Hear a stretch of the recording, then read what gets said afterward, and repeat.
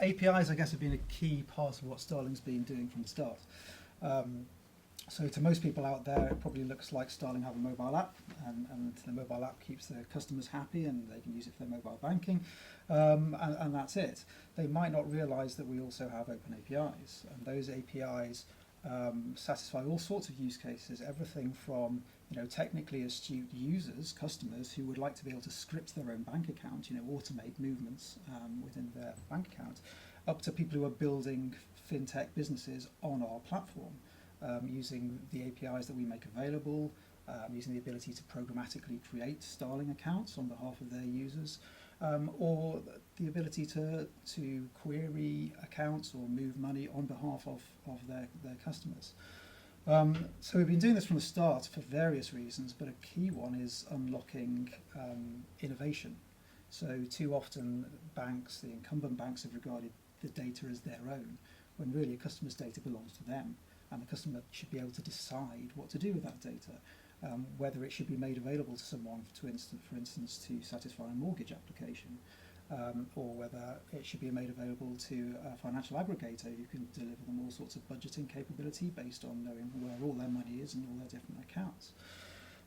So by making that available at the customer's wishes to other competing fintechs, potentially other people who are out there innovating, we escape from this sort of closed room situation that banks have had in the past, where they can only innovate as fast as they themselves can, which is not very fast, into a situation where anyone out there can be contributing and driving the technology forward on behalf of our customers, who let's face it, is who we care about.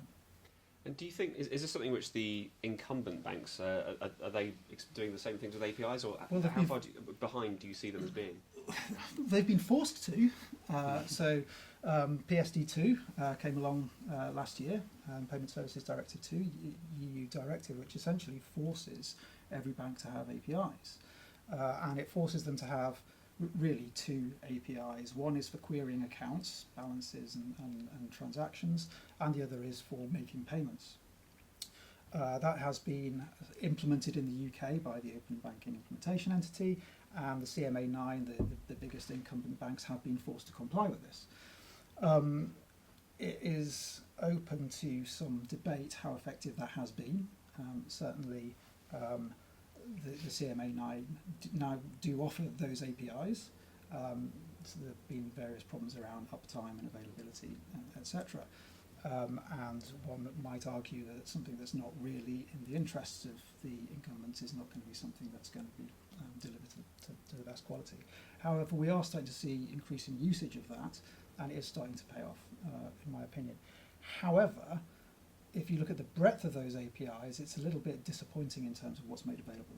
So if you look at, for instance, Starling's APIs, they are broad enough, not just in terms of balances and payments, but also various features of Starling accounts like savings goals, other concepts which are pure Starling, that you could implement internet banking on top of Starling APIs for yourself if you wanted to.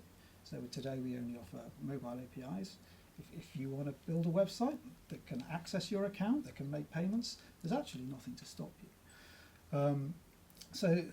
So yes, the incumbents are on the way. Yes, those are helping various fintechs out there provide services which cross bank boundaries. But I think progress has been slower than we could have hoped.